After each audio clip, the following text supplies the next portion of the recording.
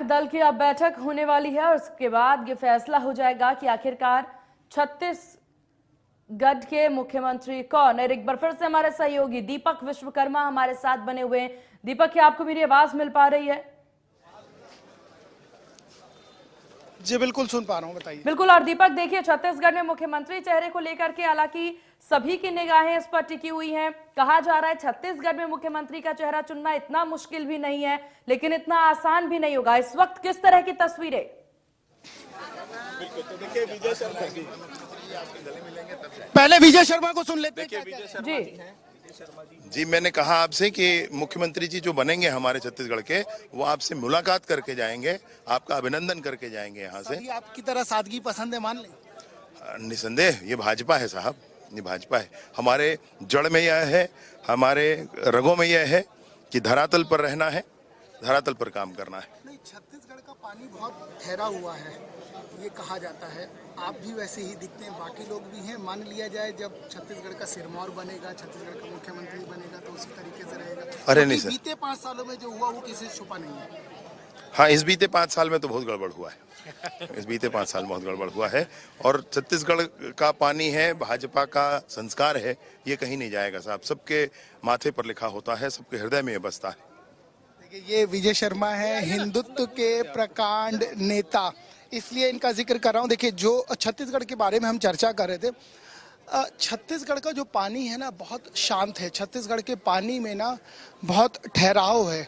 और जिस तरीके से आपने राजस्थान का जिक्र किया, जिस तरीके से आपने बीच बीच में मध्य प्रदेश का जिक्र होता है, और जब मध्य प्रदेश का जिक्र होता है तो शिवराज सिंह चौहान, जिस तरीके से आपको याद होगा जब टिकट मिलने में देरी हुई तो उन्होंने ये कह दिया कि आपका मामा आपसे जुदा हो जाएगा। यहाँ ऐसा कुछ देखने को आपको इतने दिनों में नहीं मिला, ना मिलेगा। डॉक्टर रमन सिंह 15 साल सत्ता में रहे। डॉक्टर रमन सिंह अभी तक मौजूदा आज के दौर की भी बात मैं आपको बता दूं, अपने दर्शकों को बता दूं कि डॉक्टर रमन सिंह ने किसी भी तरह का कोई शक्ति प्रदर्शन, कोई अपना शक्ति प्रदर्शन, कोई विधायकों से मुलाकात, इस तरह से कुछ भी नहीं किया। वो शांति से अभी तक चलते चले आ रहे थे। और अब जो मौजूदा दौर है राजनीति का, उसमें भी डॉक्टर रमन सिंह ऐसे ही नजर आते हैं। नहीं तो 15 साल रहा हुआ आदमी मुख्यमंत्री, और उसके बाद आप देखिए उसके रंग रूट किस तरीके से बदलते हैं। तो ये समझना पड़ेगा, छत्तीसगढ़ की तासीर है। अब जिस तरीके से जो चर्चा की जा रही है, जो बात की जा रही है, जिन नामों की चर्चा है, उन नामों से एक बात तो साफ हो गई है कि किसी प्रकार की कोई तेजी, किसी प्रकार का कोई ऐसा कुछ नहीं दिखेगा कि हाँ इसको क्यों बना दिया तो शक्ति प्रदर्शन हो जाए, उसको क्यों बना दिया तो शक्ति प्रदर्शन हो जाए, ऐसा कुछ नहीं दिखेगा। और लगातार जिस तरीके से जो चेहरे आ रहे हैं, रेणुका सिंह शायद आ गई हैं, रेणुका सिंह आ गई हैं। अब देखिए, रेणुका सिंह भी दौड़ में थी। ये रेणुका सिंह इसलिए है क्योंकि उनके पीएसओ को हमने देखा है। रेणुका सिंह आ गई है, और रेणुका सिंह यदि दौड़ में है और महिला मुख्यमंत्री की चर्चा है तो ये मान लेना चाहिए कि रेणुका सिंह भी एक प्रबल दावेदार हैं। केंद्रीय राज्य मंत्री थी, उन्होंने इस्तीफा दे दिया। उसके बाद अब जो मौजूदा दौर है, उस मौजूदा दौर में शीशा गाड़ी का अभी तक नहीं खुला है। आप समझिए, वेट एंड वॉच की स्थिति है। शीशा अभी तक नहीं खुला है, वेट एंड वॉच की स्थिति है। रेणुका सिंह है, और रेणुका सिंह यदि आई हैं, विष्णुदेव साय आ चुके हैं, गोमती साय आ चुकी हैं। जो दावेदार हैं, जो फेरिस्त है, उस फेरिस्त के आधार पर कई लोग आ चुके हैं। एकमात्र चेहरा डॉक्टर रमन सिंह का, जो 15 साल सत्ता में रहे, जो मुख्यमंत्री रहे, वो अभी तक नहीं पहुंचे हैं, वो अभी तक नहीं आए हैं। बाकी ऑलमोस्ट देखिए, रेणुका सिंह गाड़ी से नहीं उतरी हैं। एकमात्र ये नेता हैं जिनकी गाड़ी अभी फिलहाल अंदर जा रही है। क्यों? क्योंकि पत्रकारों का हुजूम है, भीड़ बहुत ज़्यादा है, बहुत लंबी भीड़ है।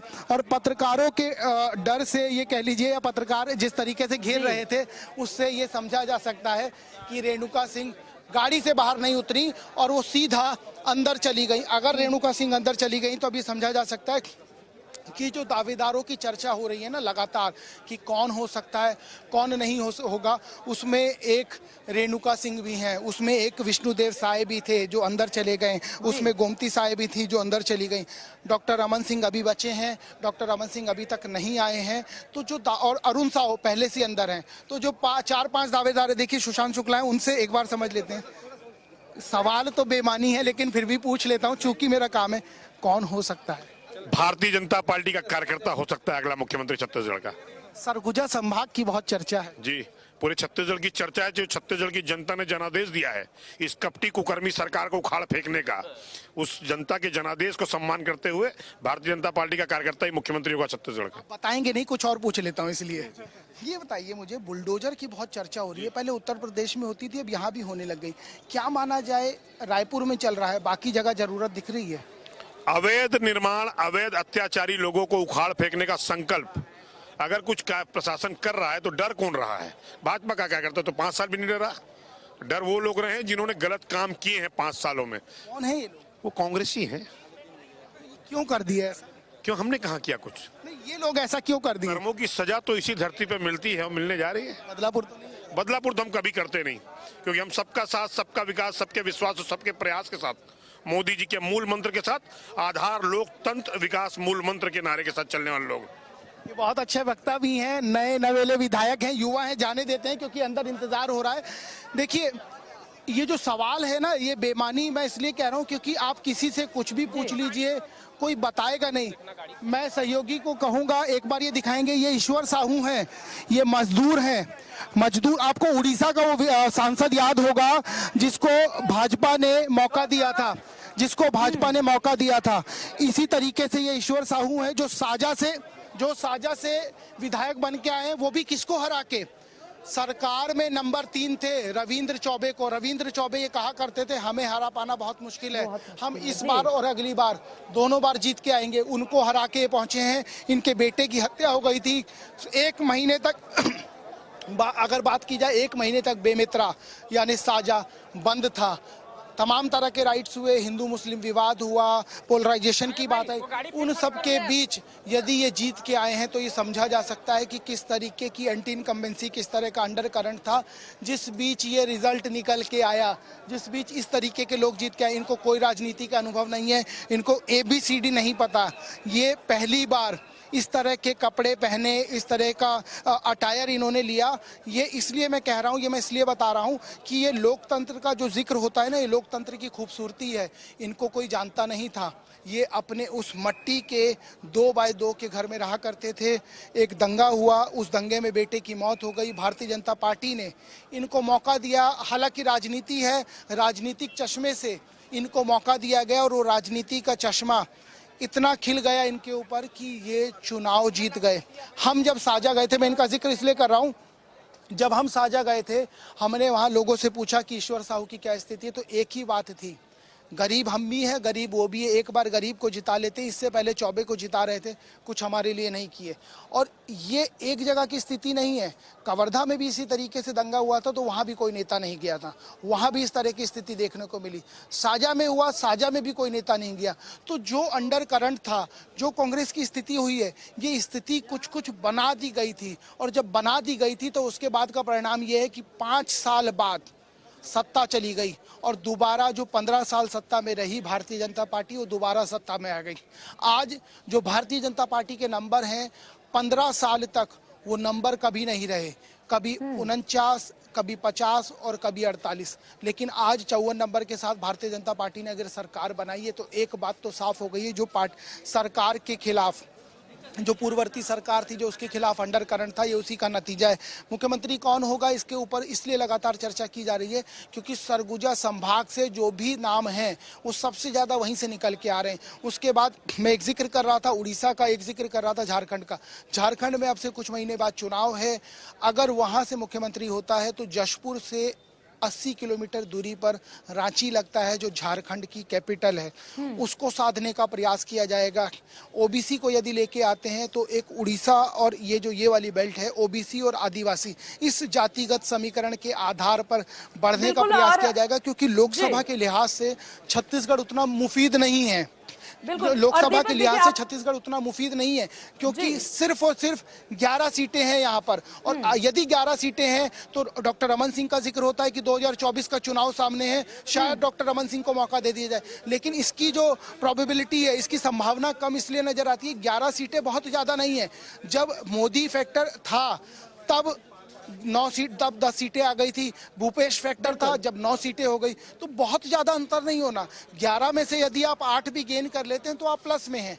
9 भी गेन कर लेते हैं तो भी आप प्लस में हैं। तो यदि लोकसभा के लिहाज से देखा जाए तो छत्तीसगढ़ में उतना इम्पैक्ट नहीं है जितना मध्य प्रदेश और राजस्थान में है। तो यहाँ पर मुख्यमंत्री कौन होगा ये सबसे महत्वपूर्ण इसलिए हो जाता है कि यहाँ पर जो जातिगत समीकरण बनाया जाएगा और बीते 5 सालों में जो चर्चा हुई है उन चर्चाओं पर ब्रेक लगाने के लिए, उन चीजों को रोकने के लिए इस तरीके का जातिगत समीकरण बनाया जाएगा जिससे पूरे देश में मैसेज दिया जा सके। क्योंकि छत्तीसगढ़ के लिहाज से, और छत्तीसगढ़ को बता दूं, छत्तीसगढ़ 4 रीजन से बनता है। South east central region Chhattisgarh को कहा जाता है। यहाँ से 200 किलोमीटर दूर जाएंगे तो आप नागपुर आ जाएगा। उड़ीसा से ये घिरा हुआ है, महाराष्ट्र से ये घिरा हुआ है, झारखंड से ये घिरा हुआ है, उत्तर प्रदेश से ये घिरा हुआ है। तो ये तमाम जो बॉर्डर लगते हैं 8 राज्यों से राज्य लगता है। तेलंगाना है, आंध्रा है, उड़ीसा है। जब 8 राज्यों से लगता है तो इस तरीके का जातिगत समीकरण बना के, आपको तेलंगाना का चुनाव याद होगा जब अमित शाह ने कहा था हम यहां पर ओबीसी मुख्यमंत्री देंगे।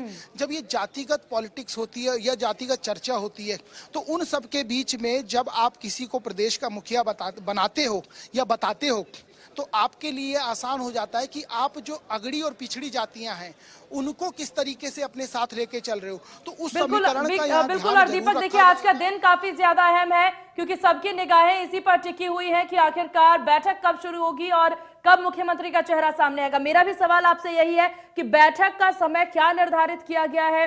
सबको यहाँ पर आखिरकार लगभग देखा जाए तो हर कोई यहाँ पर पहुंच चुके हैं, तो अब कितनी और देर का इंतजार बैठक को लेकर?